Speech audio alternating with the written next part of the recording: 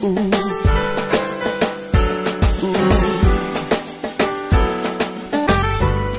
suis le pasteur Daniel Boudédé. Je suis visionnaire de la mission évangélique des Chiennes. C'est basé au Congo, particulièrement à Pointe-Noire.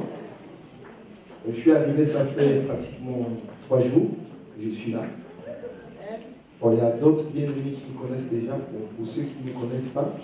Je suis marié, je suis père de 2 enfants. Ils sont déjà grands parce que la première a 22 ans et le deuxième a 21 ans. Ils étudient tous les deux donc à Dakar. Et mon épouse est restée au pays. Amen. Bon, on va prier. Éternel notre Dieu, je voudrais te rendre des multiples actions de grâce ce matin. Parce que tu es le Dieu véritable, le Tout-Puissant, éternel des armées. Père, chez toi le hasard n'existe pas. Pour celle ou celui qui est ici ce matin, c'est toi qui l'as prévu ainsi, mon Dieu. Mais je m'efface, éternel des armées, que tu te meubles en moi pour parler à ce peuple ce matin. Seigneur, utilise mes cordes vocales, utilise tout en moi au Saint-Esprit, parce que ce peuple n'est pas venu écouter un homme, mais il est venu t'écouter. À toi l'honneur, à toi la gloire, mon Dieu, pour tout ce que tu ne cesses de faire dans nos vies, dans le nom puissant de Jésus-Christ de Nazareth. Et tous nous disons Amen. Amen. Amen. Amen. Alors, la parole de ce matin se trouve dans le livre de Luc chapitre 10. Luc chapitre 10, du verset 25 au verset 37. Luc chapitre 10, verset 25 au verset 37. C'est des passages que vous connaissez déjà. Mais comme c'est la parole du Seigneur, il importe de faire des rappels, parce que la répétition est la mère des sciences. Amen. Donc, pour le respect de la parole de Dieu, on va tous se lever pour lire ce passage. Et je vais demander à un ancien ou à un diacre de lire ce passage du Luc, s'il vous plaît. Luc chapitre 10, de 25 à 37. Quelqu'un peut le lire, même au niveau du groupe des chantres, une personne peut lui dire ça. Luc 10, verset 25. Un docteur de la loi se leva et dit à Jésus, pour le prouver, « Maître, que dois-je faire pour hériter la vie éternelle ?» Jésus lui dit, « Qu'est-il écrit dans la loi? Qui lis-tu » Il répondit, « Tu aimeras le Seigneur, ton Dieu, de tout ton cœur, de toute ton âme, de toute ta force, de toute ta pensée, et ton prochain comme toi-même. » Tu as bien répondu, lui dit Jésus. Fais cela et tu vivras. Mais lui, voulant se justifier, dit à Jésus, et qui est mon prochain? Jésus reprit la parole et dit, un homme descendait de Jérusalem à Jéricho. Il tomba au milieu des brigands qui le dépouillaient, le chargeaient de coups et s'en allait, le laissant à mort, à demi-mort. Oui. Un sacrificateur qui, par hasard, descendait par le même chemin, ayant vu cet homme, passa outre. Un lévite qui arrivait aussi dans ce lieu, l'ayant vu, passa outre. Même un samaritain qui voyageait, étant venu là, fut ému de compassion lorsqu'il le vit. Il s'approcha et banda ses plaies en y versant de l'huile et du vin. Puis il le mit sur sa propre monture, le conduisit à une hôtellerie et prit soin de lui. Le lendemain, il tira 2 deniers, les donnant à l'autre, et dit, aie soin de lui, et ce que tu dépenseras de plus, je te le rendrai à mon retour. Lequel de ces 3 te semble avoir été le prochain de celui qui était tombé au milieu de ses brigands? C'est celui qui a exercé la miséricorde envers lui, répondit le docteur de la loi. Et Jésus lui dit, va, et toi, fais de même. Amen. Amen. On va acclamer la parole du Seigneur. Merci, merci. Alors, le thème de ce matin, comment tu peux hériter la vie éternelle? Comment hériter la vie éternelle? Je reprends, comment hériter la vie éternelle? Bien-aimé dans le Seigneur, je me balade un peu quand tu arrives, un peu par-ci par-là. Et quand tu vois, je constate qu'il y a beaucoup de temples. Autant, peut-être il y a combien d'années de cela passé derrière, ces temples étaient remplis d'hommes, ces temples étaient bien, il y avait des gens qui partaient prier, tout était là. Mais aujourd'hui, nous constatons que dans ces temples-là, c'est presque tombé en ruine. Il n'y a presque plus de gens. C'est quand je suis arrivé là, et j'ai vu, je ne sais pas si c'est une église catholique ici à côté, et j'ai vu quand même, il y a des gens qui rentrent. Mais dans les autres endroits, quand vous passez, il n'y a pratiquement personne. Ou alors, tout est tombé en lambeaux. Ça ne marche plus. Les briques sont tombées, il n'y a plus de gens. Si tu rentres dans la salle, il y a pratiquement, peut-être les vieilles dames le dimanche, ou alors il n'y a pratiquement personne. Pourquoi? Parce qu'il n'y a pas la vie là-bas. Alléluia. Il n'y a pas la vie, parce que lorsque la vie de Dieu se trouve dans un endroit, ça attire des fous, ça attire des gens. Ce matin, lorsque je suis rentré, j'ai posé la question à l'ancien qui est amédiant, aujourd'hui j'ai vu qu'il y a beaucoup de gens. Il m'a dit non, parce que le dimanche passé, quand j'ai fait une prière, il y avait un petit problème et tout. Je dis, mais gloire à Dieu.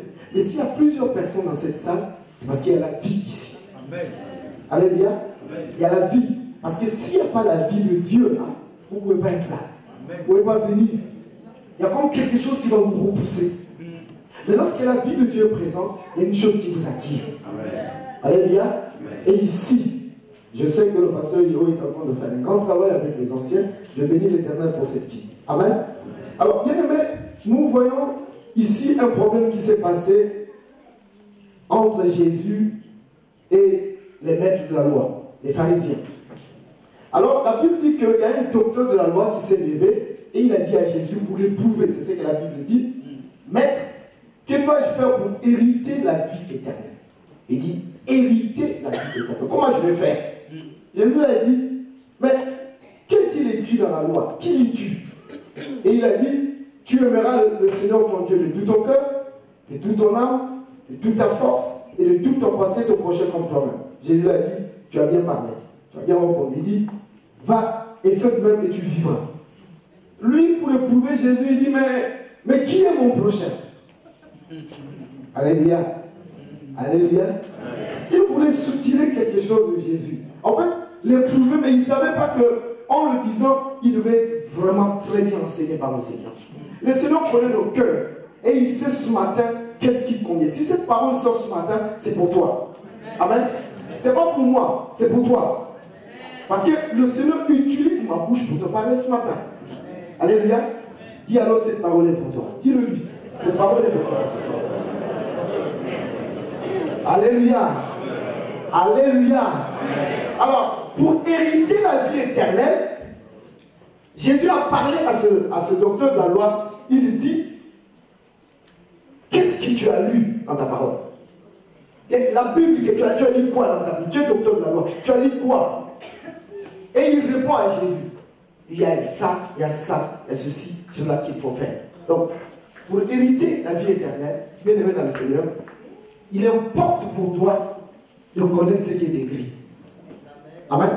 Si tu ne connais pas toi-même ce qui est écrit, ça sera difficile pour toi pour que tu hérites cette vie. Vraiment très difficile. Vous savez, les gens aujourd'hui, ils veulent des choses qui... Comment je peux dire? Quelque chose qui peut-être... il peut toucher, il peut voir, bon, il peut manipuler pour qu'ils puissent croire. Surtout qu'aujourd'hui, c'est ce qu'on voit que les gens croient. Même la parole de Dieu telle qu'elle est écrite, les gens ne croient pas cette parole. Ah oui, c'est écrit. Ah, mais est-ce que c'est vrai? Est-ce que ça c'est... Ce qu'il dit là, est-ce que c'est vrai? Mais je vous apprends que c'est vrai. Amen. Amen. Vous savez, aujourd'hui, il y a des lois qui sont écrites. Pour vous qui êtes ici en France, il y a des lois qui ont été écrites peut-être depuis 1900 et quelques. C'est des gens qui ont écrit ça. Quand ils ont écrit, c'est resté. On les applique aujourd'hui. Jusqu'aujourd'hui, ça produit à être appliqué. Il n'y a pas de lois qui ont été abrogées. Mais les lois-là existent jusqu'à présent. Et les gens les appliquent. Donc la parole de Dieu aussi, tout ce qui est écrit là, ça va se réaliser. Tout ce qui est écrit. Il n'y a pas un iota ici qui sera enlevé si ce n'est pas réalisé par le Seigneur lui-même. Mais tout ce qui est écrit là, ça va se réaliser. C'est pour ça qu'il lui a dit, qu'est-ce qui est écrit dans ton livre là? Lui, il est docteur d'abord, il connaît. Il dit non, Dieu a dit dans sa parole que tu aimeras le Seigneur ton Dieu de tout ton cœur, de toute ton âme, de toute ta force, de toute ta pensée. Et ton prochain comme toi-même. Tu aimeras Dieu. Il dit de tout ton cœur, de toute ton âme, de toute ta force. Moi je vais renverser un peu ça. Amen. Moi je vais commencer. Tu aimeras ton Dieu de toute ta force. Et après de toutes tes pensées. C'est la première des choses. Les deux choses là. La pensée et la force. C'est-à-dire le corps physique avec la pensée. Ces choses-là vont de pair. Amen. Ce qui est physique, c'est ce qu'on peut voir. Parce que je vois mon bien-aimé ancien ici, je le regarde physiquement, il est là. Mais ce qui est à l'intérieur de lui, je ne vois pas, je ne connais pas. Je ne connais pas. Même ses pensées aussi, je ne connais pas. Mais seulement une chose, quand je le vois, je dis, ah, c'est le bien-aimé tel. Lorsqu'il agit, c'est peut-être une pensée qu'il a eue pour faire. Mais Dieu dit dans sa parole, tu aimeras ton Dieu de toute ta force, de tout ton corps physique. Tu dois t'adonner à Dieu. Tu dois traiter durement ton corps. Tu ne dois pas laisser ton corps aller n'importe où. Tu ne dois pas laisser ton corps te diriger. Tu dois le traiter durement. Amen. Tes pensées, la Bible déclare que tout ce qui est vrai, tout ce qui est honorable, tout ce qui mérite l'approbation, tout ce qui est digne de louange, soit l'objet de tes pensées. La Philippiens 4:8. Donc les pensées que tu dois avoir doivent être des pensées en accord avec la parole de Dieu. Si tu remarques qu'il y a une pensée qui t'arrive, qui est en train de mettre la parole de Dieu de côté, il faut arrêter ça. Amen. Arrête ces pensées-là. Elles ne viennent pas de Dieu, elles ne sont pas saines. Tu les arrêtes complètement. Donc tu aimes ton Dieu de toute ta pensée, de toute ta force, parce que tu t'adonnes pour Dieu. L'apôtre Paul, il faisait quoi? Il partait de lieu en lieu pour aller annoncer l'évangile. Il partait. De toute sa force, il allait. Il faut qu'il annonce l'évangile. Il faut que les gens soient sauvés. Moi, j'ai écouté ce que vous êtes en train de mettre comme sujet de prière ici. Mais il faut évangéliser, il faut aller de l'avant. Il dit donc de toute ta force, tu dois le faire. Tu dois aimer Dieu. Aime-le. Et après, quand il dit de toute ton âme, alléluia, l'âme aimée, c'est le ciel des sentiments, des désirs, de la volonté.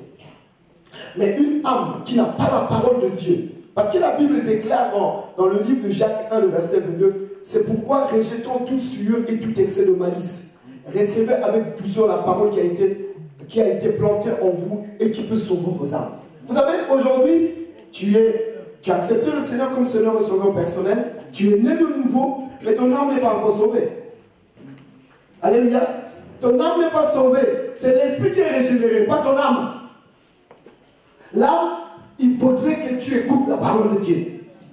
Tu dois écouter la parole de Dieu. La parole de Dieu s'imprégner au niveau de ton âme. C'est pour ça que Jacques a dit dans Jacques 1, 22, il dit qu'il peut sauver vos âmes. Mais il s'adressait aux chrétiens de nouveau. Il s'adressait aux gens qui connaissaient la parole de Dieu déjà. S'ils mouraient, ils partaient au ciel.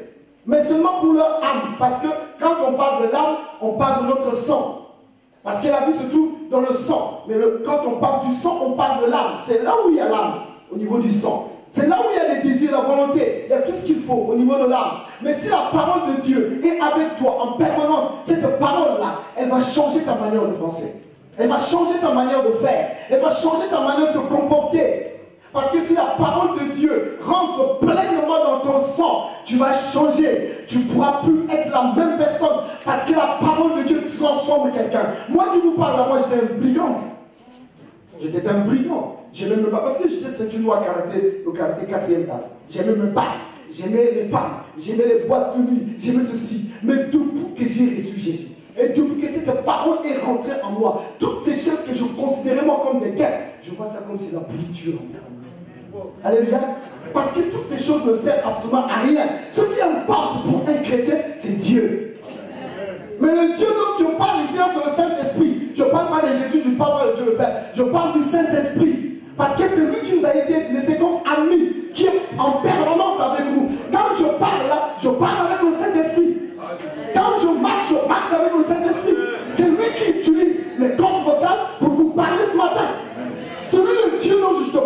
ce matin. Alléluia. Alléluia. Mais donc, si tu l'aimes réellement et en accord avec ta parole, ta vie va changer. Moi, j'ai vu des pédicants transformés. J'ai vu des voleurs qui étaient transformés, des impunis qui étaient transformés. J'ai vu des gens drogués qui ont été transformés. Et ça dépend de ton cœur. C'est que tu reçois dans ton cœur avec Dieu. Qu'est-ce que tu reçois toi? Vous savez, la chose qui t'influence le plus, c'est ça. Tu vas être esclave de cette chose-là. Mais sois esclave de la parole de Dieu. Parce que si ton âme est réellement en accord avec la parole de Dieu, tu seras réellement sauvé. Alléluia. Vous savez bien aimé pourquoi on a des problèmes pour que le Saint-Esprit se meuve en nous? Parce qu'on est sauvé, c'est vrai. On a accepté Christ comme Seigneur sauveur personnel. Mais l'âme, lorsqu'elle ne reçoit pas la parole, l'âme va s'arranger du côté de la chair pour combattre l'esprit. C'est pour ça que vous voyez, il y a beaucoup de chrétiens qui sont charnels. Un jour, Dieu m'a dit, mais Daniel, tu es en train de marcher avec le diable. Je dis, comment je marche avec le diable? Il dit, si, tu marches ensemble avec le diable. Je dis, comment? Mais il dit, ta chair là, c'est le monde c'est le diable. Chacun de nous marche avec le diable. Chacun de nous. Tu marches, parce que vous cherchez le diable. Mais la chair que tu as avec toi, la chair là, la chair que tu marches, la Bible dit quoi? La chair, c'est le monde. Alléluia. Il dit, la chair a une unité avec Dieu. Donc, toi, si ton âme n'a pas la parole et ne rentre pas en contact avec ton esprit, qu'est-ce qui arrivera? Ton âme qui n'a pas la parole de Dieu va être en contact avec la chair, ça va te devenir. C'est pour ça que beaucoup de chrétiens ils pêchent. Ils pêchent pourquoi? Mais c'est parce que les deux choses-là sont unies, ils combattent l'esprit. Quand ils combattent l'esprit, tu as envie de faire quelque chose que tu n'arrives pas. Tu peux faire quelque chose de bien, tu n'arrives pas. Il y a des gens qui sont accrochés, non, moi je veux prier, mais après il n'arrive pas à prier. You know that they're strong or they give. Parce que pourquoi? Tes pensées ne se régénèrent pas avec la parole. Mais si réellement ton âme a la parole avec soi, et puis associé avec ton esprit, vous allez combattre la chair. La chair ne peut pas vous dominer. Il ne pourra jamais te dominer. Pourquoi? Parce qu'ensemble avec l'âme et l'esprit, vous êtes plus forts. Et quand Jésus lui-même il parle, il dit à Jésus ce qui convient. En fait, Jésus dit, va faire de même. Mais il dit à Jésus, mais Jésus, je vais parler du prochain. Pour moi, c'est tout un enseignement, mais je saute ça. Je voulais parler du bon samaritain ce matin. Alléluia. La vie éternelle que tu vas obtenir par rapport à l'acte que tu peux faire en ce qui concerne le bon samaritain. Parce que quand tu dis ça, il dit par rapport du samaritain. Regardez, il dit à Jésus, mais qui est mon prochain? Parce qu'il dit, tu aimeras ton Dieu de toute ton âme, toute ta force, de ton corps. Ok. Et tu aimeras ton prochain comme toi-même. Il dit à Jésus, mais qui est mon prochain? Jésus le regarde. Après il dit, ok, je vais te prendre un exemple. Il dit, Jésus reprend la parole et dit, un homme descendait de Jérusalem à Jéricho. Il tomba au milieu des brigands qui le dépouillèrent, le chargeaient le cou et s'en allèrent, le laissant à demi-mort. Il dit, un sacrificateur qui par hasard descendait par le même chemin ayant vu cet homme passa outre. Un lévite qui arriva aussi dans ce lieu l'ayant vu passa outre. Mais un samaritain qui voyageait était venu là, fut ému de compassion. Le samaritain, les gens qu'on néglige, quelqu'un qui ne connaît pas Dieu, supposons, entre Christ, ne connaît pas le Seigneur. Et voilà que c'est ce samaritain qui est arrivé pour s'occuper de cet homme-là. Bien, mesdames et messieurs, vous savez, l'église telle qu'elle existe là, on touche ces trois types de personnes. Il y a des brigands, il y a des religieux, et il y a des amoureux de Dieu. Ces trois types de personnes, on les trouve dans l'église. Alléluia. Mais la Bible dit là que cet homme, il était à Jérusalem, il descendait vers Jéricho. Il arrive des moments où dans la vie de quelqu'un, tu es avec Dieu. Parfois tu peux descendre. Jéricho s'en va. Jéricho c'est un milieu de plaisir, un milieu de joie du monde, un milieu de tout de ce monde. Jéricho. Quand quelqu'un est à Jérusalem, il descend à Jéricho. C'est difficile pour toi. Il ne faut pas descendre à Jéricho. Si tu descends à Jéricho, tu auras des problèmes. Reste à Jérusalem. Reste en haut. Ne va pas en bas. Cet homme-là, il a préféré repartir. Tant que tu repars, tu vas trouver des brigands, des bandits, des gens bizarres qui peuvent t'agresser, te faire du mal. Mais effectivement, c'est ce qui est arrivé. Lorsqu'il est descendu, il y a des brigands qui l'attendaient. Quand on l'attendait, on l'a pris. On l'a l'a frappé, on l'a rossé de coups. Le gars était presque mort. La Bible dit qu'il était à demi-mort. Il était comme dans le coma. Les gens ont fait ce qu'il fallait et puis ils sont partis. Ils ont pris tout ce qui était pour lui et ils sont partis avec. Le monsieur est resté là sans vie. Et comme il est resté sans vie, la Bible déclare que les Lévites sont passés. Quand les Lévites sont passés, le sacrificateur d'abord, quand il passe, il voit. Dans la loi juive, il n'était pas un sacrificateur de s'associer avec un mort. Donc quand il y a un mort là-bas, tu dois passer. Le Lévite aussi le savait. Quand il y a un mort, il faut passer. Mais approche-toi quand même pour savoir qu'est-ce qui s'est passé. Peut-être qu'il n'est pas mort. Il a préféré ne pas s'approcher, il est passé. Et c'est le Samaritain qui est venu pour s'occuper de cet homme-là. Bien-aimé dans le Seigneur. Dans l'église, je prends cette image pour dire que dans l'église, on trouve des brigands. Il y a des brigands dans l'église. Alléluia. Il y a des gens qui viennent ici là parce que il a vu la sœur intel et ceci, ou bien le frère intel est comme ça. Ah, moi je viens à l'église à cause d'intel. Je me rappelle quand j'étais dans l'église catholique, chaque fête, nous on partait à l'église catholique pour chercher les femmes. On ne partait pas pour prier, mais on partait pour voir, ah il y a qui là-bas? Ah mais non, moi c'est intel. Ah tu as vu l'autre, oui. Donc on va là-bas pour ça. Mais on était des brigands.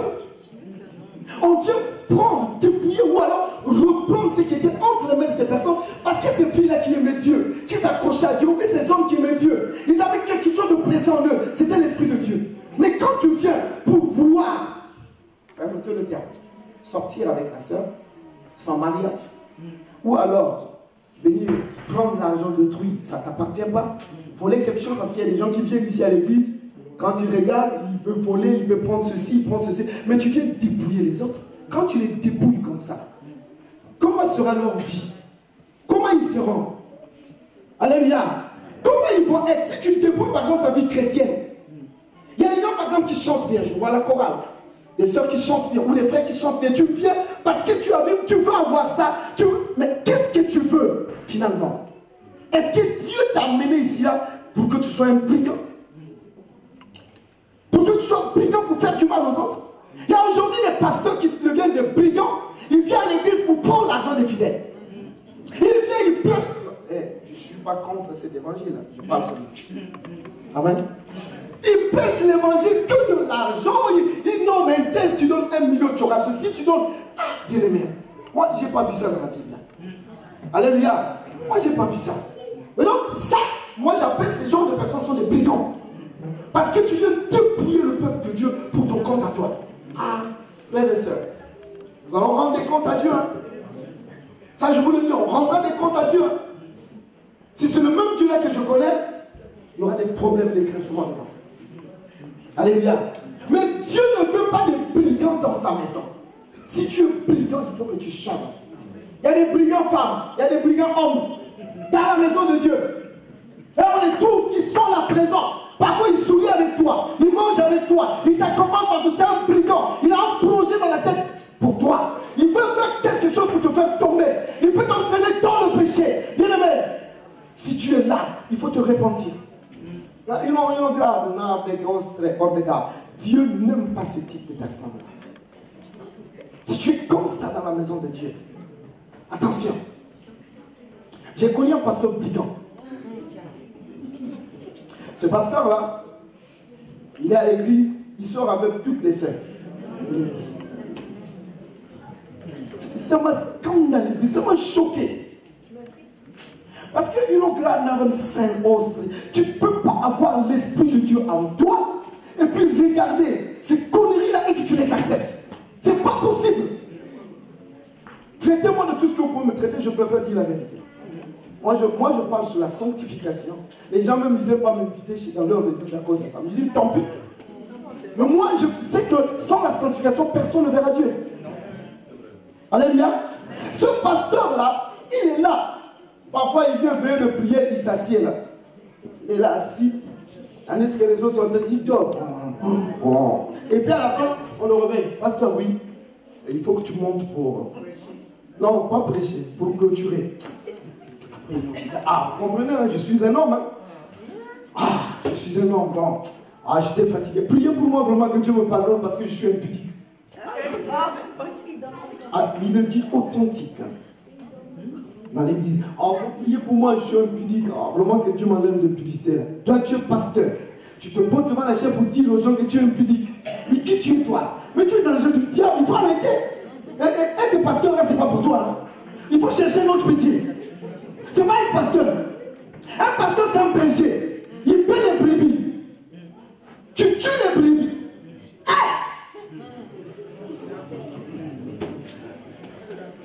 Dieu, il est Dieu. Il ne faut pas blaguer avec le Seigneur. Au moment où je vous parle, il a les deux pieds. Et c'est lui-même qui a fait ce témoignage. Non, vraiment, il appelle les hommes de Dieu, vraiment, je demande pardon à Dieu, je suis sorti avec 400 sœurs à l'église. Bien-aimé, quelqu'un comme ça, tu es brigand. Tu es un bandit. C'est pas normal. Allez bien. Moi, quand je vois une sœur, c'est ma sœur à moi, c'est ma fille à moi. Amen. C'est comme si j'ai une fille, c'est comme si je vais sortir avec ma fille. Mais c'est pas possible. Bien aimé, s'il vous plaît, suivez bien. C'est pas normal du tout. On ne peut pas faire ce genre de choses dans la maison de Dieu. La maison de Dieu, c'est un lieu saint. C'est pas un lieu pour venir faire le désordre. Nous devons, en tant que chrétiens, quand tu remarques ça, il faut parler. Il faut attirer l'attention des gens. Dis non, non, frère, il faut arrêter ce genre de choses-là. Ce n'est pas bien. Parce que si tu ne redresses pas, si tu n'arranges pas, ça va tomber sur toi. Nous n'avons pas besoin de brigands dans la maison de Dieu. Alléluia. Et nous avons besoin des gens qui respectent la parole, qui servent Dieu, qui marchent dans la droiture de la parole. C'est en ce moment-là que la grandeur de Dieu, la puissance de Dieu tombera dans sa maison. Et c'est là, ça ne tombera jamais en ruine. Mais si nous voulons primer nos intérêts, et nos intérêts égoïstes, Dieu ne sera jamais d'accord avec toi. Il ne sera jamais d'accord avec moi. Alléluia. Alléluia. Ça, ce sont des brigands. Il y a beaucoup de choses à dire sur les brigands. Je crois si c'est pas... je ne sais pas, c'est une soeur qui était... Elle était chantre. Je crois si c'est pas... Whitney Houston, je ne sais pas qui là. Cette soeur-là, en fait, elle n'était pas sataniste. Hein. Elle est devenue sataniste parce qu'elle priait à la chorale. Elle prie à la chorale. La personne qui l'appelle papa, papa, papa, va abuser d'elle.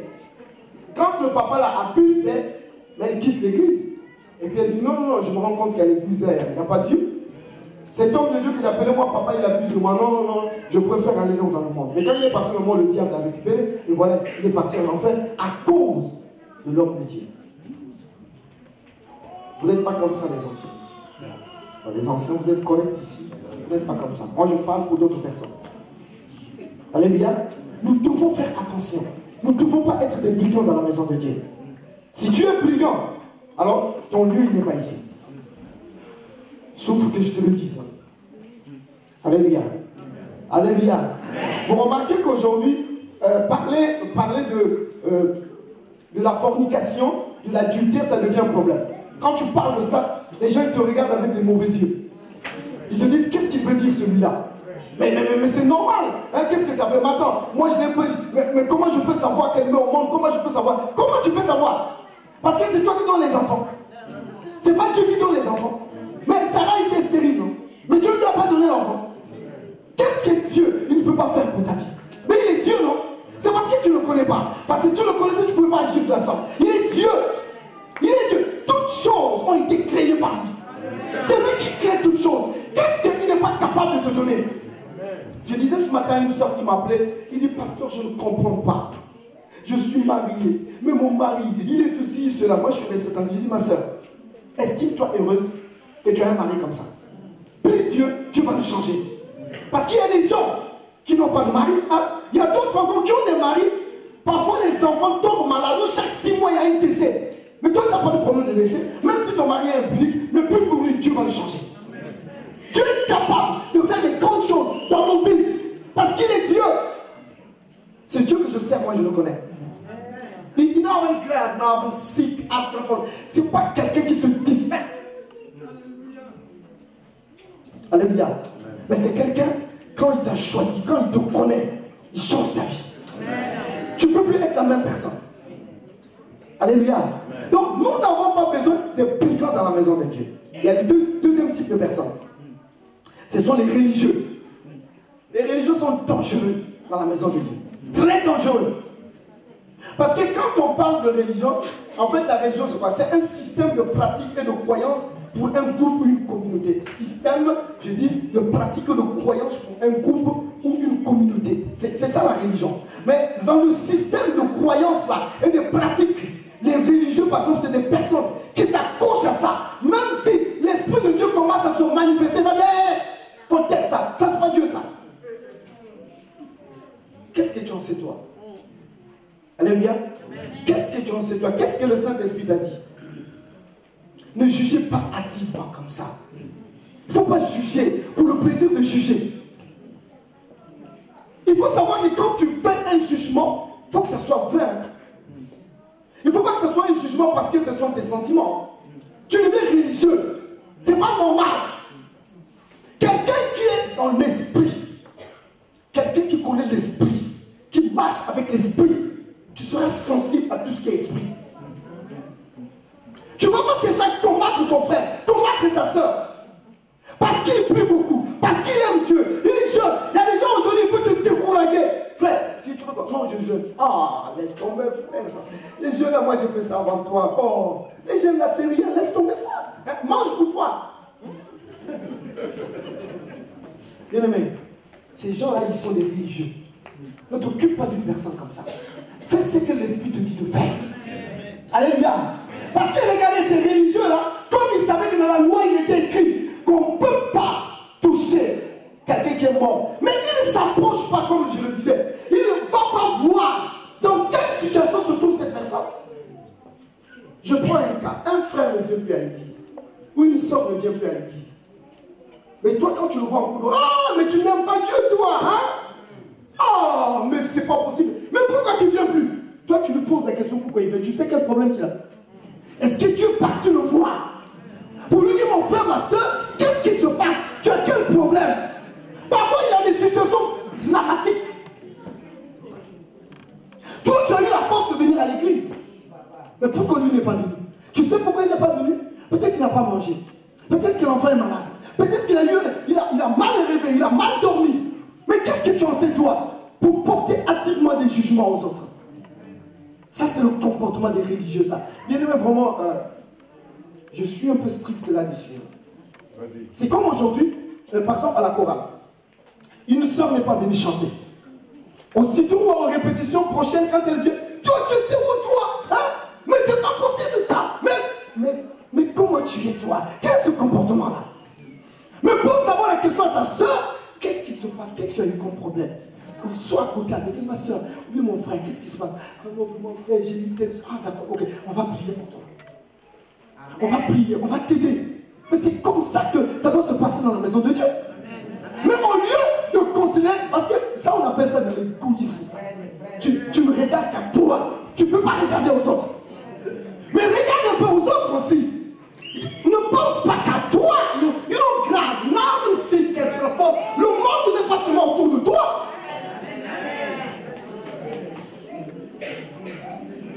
Alléluia. Alléluia. Amen. Nous ne voulons pas ce genre de comportement. Moi, je ne connais pas plus que vous. Amen. Je ne connais pas plus que toi. Ce n'est pas parce que je suis devant ici là que je me crois supérieur. Je ne suis pas supérieur à toi. On est tous égaux, on est frères et sœurs. Peut-être parce que j'ai un titre, pasteur, mais ce titre ne m'amène à nulle part. On est frères et sœurs. On doit avoir de l'amour. Enfin, c'est le troisième point que je voulais aborder. Je me suis d'abord au niveau du deuxième point. Alléluia. Donc, bien aimé, les religieux, tu ne les aimes pas. Arrête d'être religieux.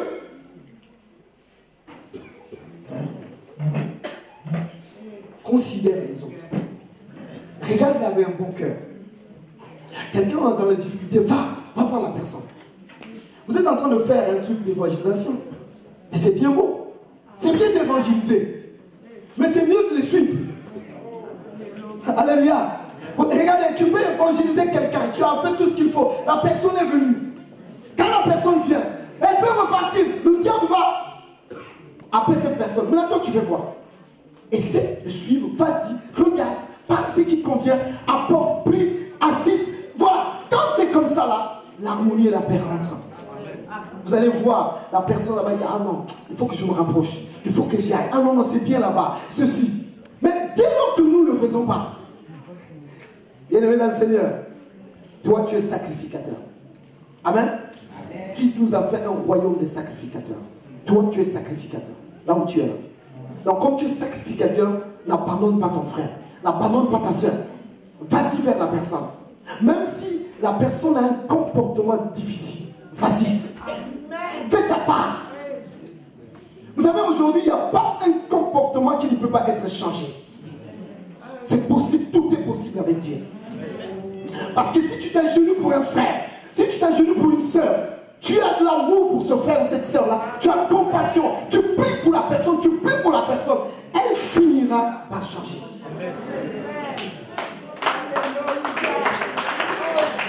Parce qu'aujourd'hui, nous qu'est-ce que nous faisons? Quand tu as parlé la première fois de ah non, non, non, lui c'est un païen. Ah non, moi, il est païen. Ah! Donc, c'est arrêtez un peu les mots là. Alléluia. S'il y a eu un problème, si la personne s'est écartée, avance, vas-y, prie. Et va, récupère ton frère, récupère ta soeur. Là, tu ne seras plus religieux. Là, tu vas vivre. Vous savez, la chrétienté est une vie. C'est une vie. Vous comprenez? La chrétienté n'est pas quelque chose d'abstrait, mais c'est une chose qui se vit. C'est du vécu. C'est ça, être chrétien. C'est pour ça que Christ, quand il est venu, lui, il faisait quoi? Il faisait des miracles aussitôt. Ah, si tu le veux, je peux être plus. Sois plus. Ah non, sois guéri. Lui, il vivait l'évangile. Et les apôtres ont fait de même. Nous aussi, nous devons faire de même. Alléluia. Amen. Alléluia. Amen. Ici, il y a beaucoup de gens qui n'aiment pas Dieu. Hein. Ils n'aiment pas la parole. Hein. Mais insiste. Tu vas voir. You know, gerade Nordwesten ou des grades. Organen, sexe, trafic de code. Il peut arriver que quelqu'un te blesse.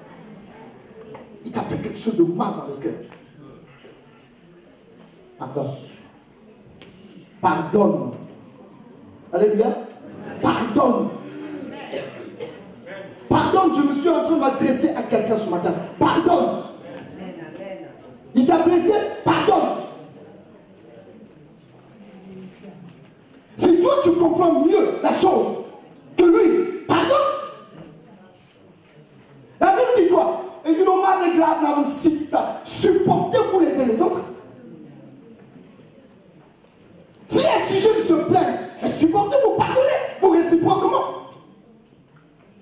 Les religieux, ils aiment toujours donner le tort aux autres. C'est lui qui a tort. Toi, tu n'as pas tort encore. Il n'y a que lui qui a tort, toi, tu n'as pas tort. Donc, tu es un bon Dieu sans confession. Donc, chez toi, il n'y a rien. Mais accepte les choses. Vous savez, il faut souffrir quelques injustices à un certain moment. Tu sais que, non, lui, il a tort. Je le connais, il va se braquer. Vraiment, frère, pardonne-moi. Pardonne-moi, mon frère. Pardonne-moi, ma soeur. Vraiment, je veux que l'harmonie règne. Je veux que nous soyons ensemble. Mais voilà quelqu'un, il n'est pas religieux. Mais un religieux, il donne le tort à l'autre. Il ne peut pas accepter quelque chose. C'est toujours lui qui a raison. Il a raison. Mais le chrétien n'est pas comme ça. Regardez ces deux personnes qui connaissaient soi-disant la parole de Dieu. Ils sont arrivés devant un cas. Ils ont laissé mourir la personne. Ils ont laissé, ils sont passés. Ils n'ont même pas regardé. Ils ont laissé le gars. Ils sont partis. Et voilà, comme je l'ai dit, un Samaritain. Vous savez, les Juifs et les Samaritains ne s'entendaient pas. Ils disaient que non, non, non, eux sont des païens. Ils ne connaissent pas Dieu. Vous savez l'histoire de Jésus, là où il y avait le puits. La femme samaritaine. Même la femme le met, comment toi qui es juif, tu peux me demander à boire? Parce qu'ils n'étaient pas en accord. Mais Jésus est venu pour remettre tout en place. Moi, j'aime Jésus. Parce qu'il est vraiment merveilleux. Sans Jésus, je ne serais pas devant vous aujourd'hui. Mais avec Jésus, nos grades, nous allons monter. Avec Jésus, nous irons de l'avant. Avec Jésus, nous ferons des exploits. Mais regarde ce Samaritain là qui arrive. Il y a un cas difficile. Il ne s'est pas occupé de quoi que ce soit. Il était sur une monture. Ça veut dire qu'il avait un cheval. Mais le cheval de ce temps-là, c'est quelqu'un qui était nanti. Il avait des moyens. On peut voir aujourd'hui, c'est quelqu'un qui a besoin d'une belle voiture, une belle maison, tout ce qu'il faut. Il a des moyens, il travaille. Mais qu'est-ce qu'il a à foutre avec quelqu'un? Il est non, non, non, moi, c'est pas mon problème, je passe. Il ne vous est pas arrivé un moment où vous rencontrez quelqu'un en difficulté en cours de route? Vous faites quoi? Vous faites quoi pour ces personnes que vous voyez en cours de route? Je me souviens, je sortais de la bouche du métro à la République. Il y a une femme qui était en train de demander l'aumône. Après, je l'ai regardé, je suis passé. Mais quand je monte les marches d'escalier, le Saint-Esprit me dit, repars chez cette femme-là, va lui donner de l'argent. Moi, j'étais avec, je ne sais pas si c'était avec lui ou une autre personne. J'ai dit, excuse-moi, il faut que je reparte donner de l'argent à cette femme. Pourquoi? J'ai dit, non, l'Esprit de Dieu me dit, je dois repartir lui donner de l'argent. Je suis revenu, j'ai pris l'argent. Mais quand j'ai donné l'argent, mais dans son truc, il y avait l'argent.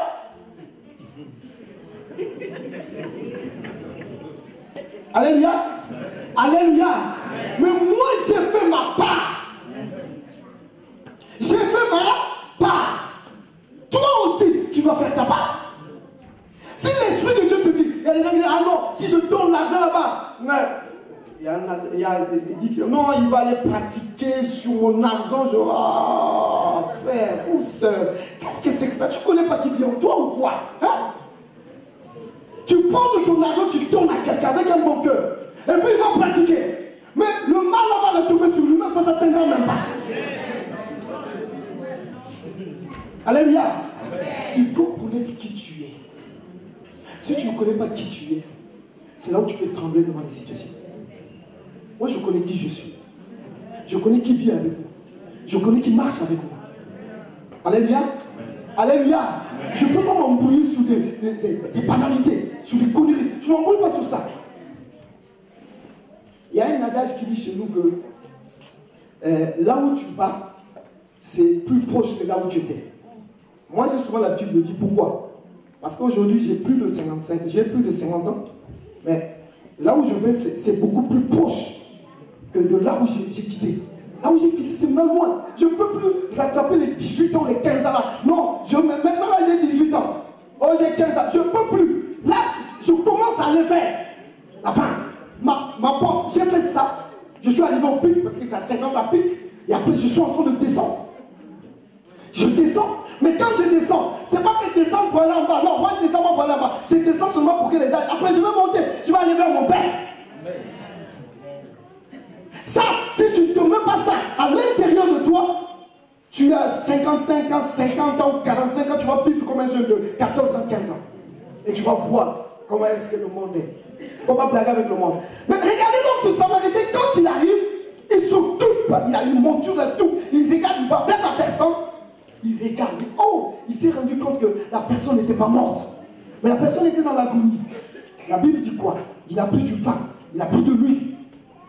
Il a pris le vin, il l'a nettoyé avec du vin. Et après, il a pris de l'huile. C'est un pansement. Alléluia. Mais c'est deux symboles très significatifs. Nous avons donc de l'autre côté l'huile qui est le symbole du Saint-Esprit. De l'autre côté le vin qui est lui-même Jésus-Christ, c'est la vigne. Alléluia. Quand quelqu'un boit de ce vin-là, il va changer. Ton sang va changer. Ta mentalité, ta manière de faire, de te comporter dans la société va complètement changer. Parce que quand le Saint-Esprit est avec toi, quelle que soit la maladie, quels que soient les problèmes, Dieu, il va te changer, te transformer. Ta vie va s'élever.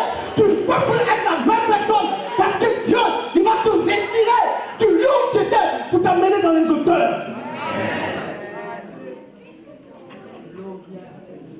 Alléluia. Il est venu, il a pansé les plaies. Mais nous avons beaucoup de blessures, nous.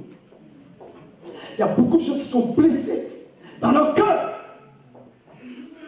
C'est pas l'hôpital, c'est pas la médecine, c'est pas quoi que ce soit, les médicaments que tu prends qui peuvent te guérir de ces blessures-là. Il y a des gens aujourd'hui qui vivent dans des anxiétés très fortes. Il est toujours anxieux, il faut prendre des comprimés. Il ne peut pas dormir, il faut prendre des comprimés. Mais je t'apprends ce matin, qu'avec Jésus-Christ, avec le Saint-Esprit, tu es capable de dormir, tu es capable de passer une nuit paisible dans sa présence. Il a pensé ses blessures, il a mis de l'huile, et il a pris la personne, il a mis sur sa monture. Alléluia. Non, moi j'aime Dieu. Moi j'aime Jésus. Parce que, oh, il est sans pareil. Pour moi, il est incomparable. Ce qu'il fait, ça dépasse l'entendement humain. Nous qui étions des hommes voués à aller en enfer, nous qui étions des hommes voués à souffrir, personne ne pouvait nous voir.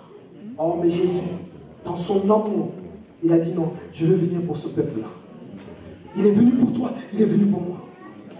Dans son amour, la Bible dit, Dieu a tellement aimé le monde qu'il a donné son Fils Jésus-Christ. Il a tellement aimé le monde dont il est question, c'est toi et moi.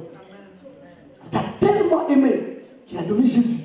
Mais quand il te donne Jésus, pour que ta vie change, pour que tu ne sois plus la même personne. Regarde bien aimé, je ne sais pas dans quelle expérience que tu passes, je ne sais pas. Je ne sais pas quel problème que tu as. Je ne sais pas dans quelle situation tu te trouves. Mais que ce soit une situation au niveau de la préfecture, au niveau de la justice, au niveau de ta famille, au niveau, je ne sais pas quel niveau que ce soit. Mais je t'apprends une chose ce matin. Avec Jésus, tu feras des exploits. Avec Jésus, tu avanceras. Avec Jésus, tu réussiras. Parce qu'il est celui-là qui est venu mourir sur la croix pour toi. Et Jésus est là ce matin. Il est là dans cette salle. Il est présent au milieu de nous. Il est en train de te parler en ce moment précis. Il est capable de te transformer, de te changer. Ne dis pas que non, c'est impossible. Rien n'est impossible à lui. La Bible déclare que ce qui est impossible aux hommes est possible à Dieu. Dieu est capable de te délivrer. Jésus, parce que le bon samaritain, donc quand il est venu, il a pris ce monsieur, il a mis sur sa monture, il a changé sa vie.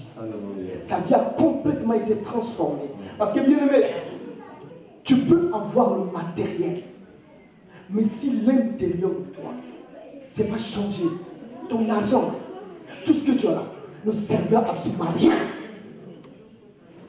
J'ai connu quelqu'un au temps d'Air Afrique. Il était directeur d'Air Afrique, zone Afrique centrale. Ce monsieur-là, je l'ai rencontré parce que quelqu'un me l'avait fait voir.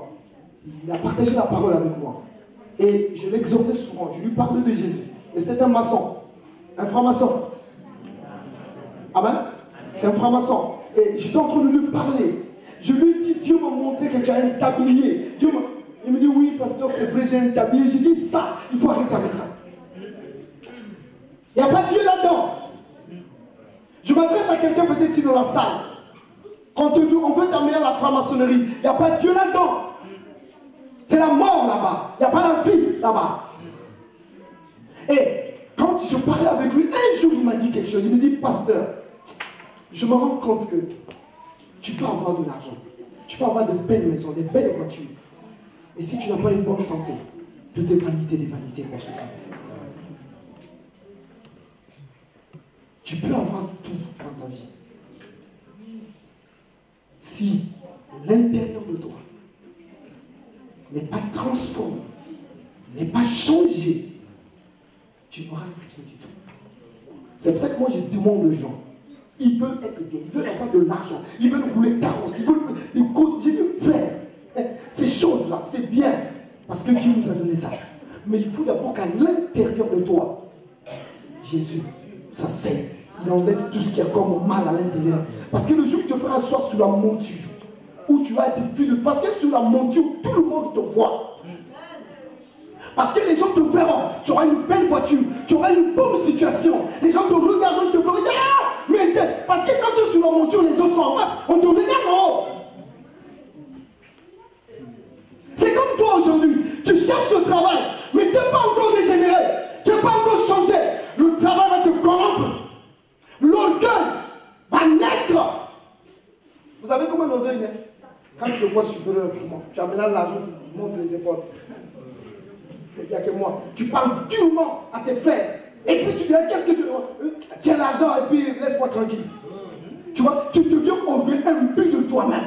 Or, si tu as Dieu avec toi, si Jésus a pris la place dans ton cœur, si Jésus s'est assis, le Saint-Esprit a pris tout, il a tout balayé, tout arrangé. Bien aimé, tu peux avoir des millions, tu peux avoir des milliards, même des têtes privées. Ça ne te dira absolument rien. Parce que tu diras comme Salomon, tout est vanité, des vanités, vanité, des vanités.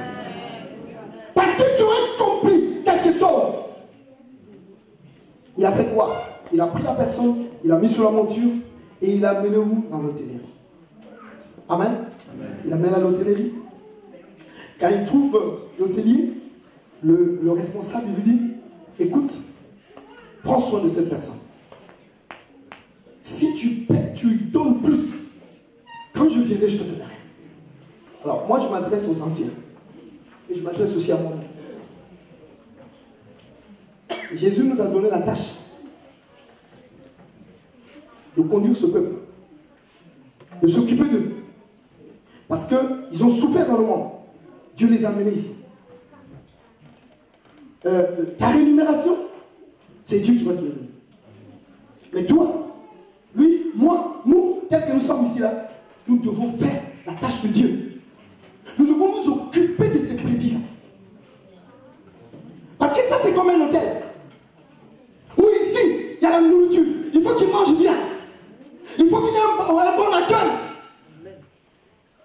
Mais celui qui s'occupe de ça, c'est vous et moi. C'est vous et moi. C'est vous qui devez organiser les choses. Dans l'hôtel ici présent. Vous organisez les choses. Vous mettez une nourriture qui vient bien. Parce que dans un restaurant, dans un hôtel, quand les gens ne mangent pas bien, est-ce que les gens vont aller dans cet hôtel-là? Ils ne seront plus dans cet hôtel. Il y a là-bas, les gens ne mangent pas bien. Ou alors ils peuvent dormir, mais ils ne peuvent pas manger au restaurant. Or, dans l'hôtel, je vois des hôtels, il y a le lieu de dormir, il y a aussi le restaurant qui est là, les gens doivent manger. C'est important, donc je m'adresse à vous, nous qui sommes ici. Moi aussi, je suis un ancien, c'est parce que je suis pasteur, je suis ancien comme vous. Mais nous devons nous arranger à bien mettre ce troupeau-là.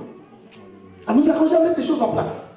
Et pour le peuple de Dieu, je vous conseillerais d'avoir de l'amour. Tu dois avoir de l'amour. Parce que sans amour, tu ne feras rien à la maison de Dieu. S'il n'y a pas d'amour, Dieu n'est pas là.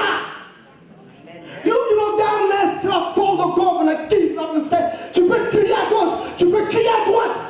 Chrétien Dieu, je suis avec Dieu. Mais qu'est-ce qui prouve que tu es avec Dieu? Qu'est-ce qui le prouve? Dieu est amour. Quel amour que tu as toi vis-à-vis de ton prochain? Quel amour que tu as? Toi qui m'écoutes ce matin, qu'est-ce qui se trouve dans ton cœur?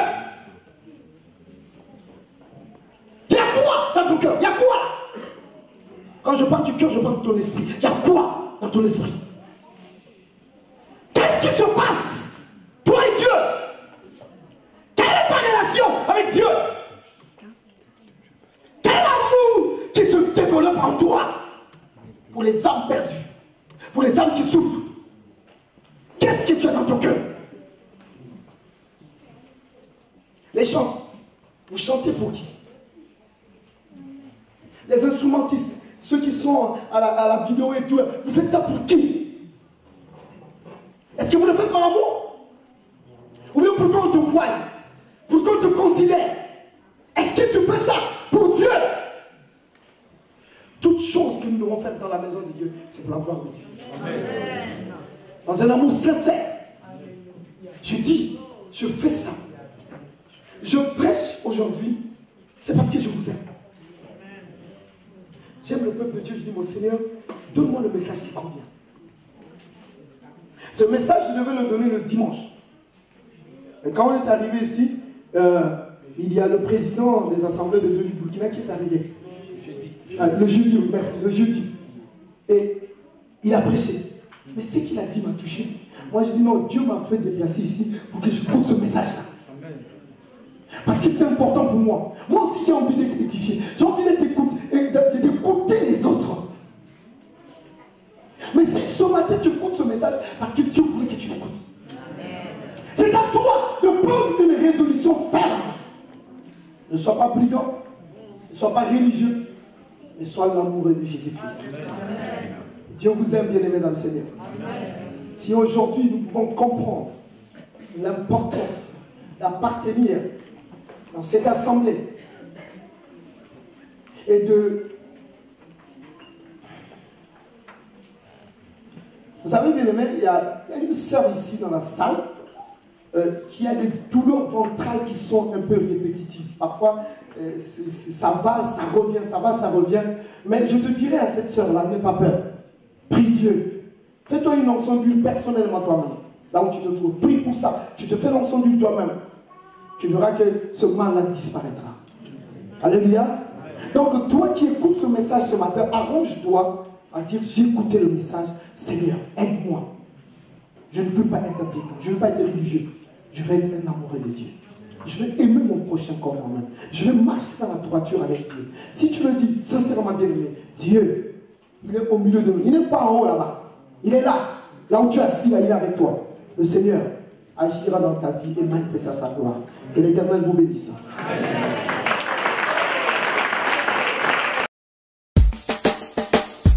Amen.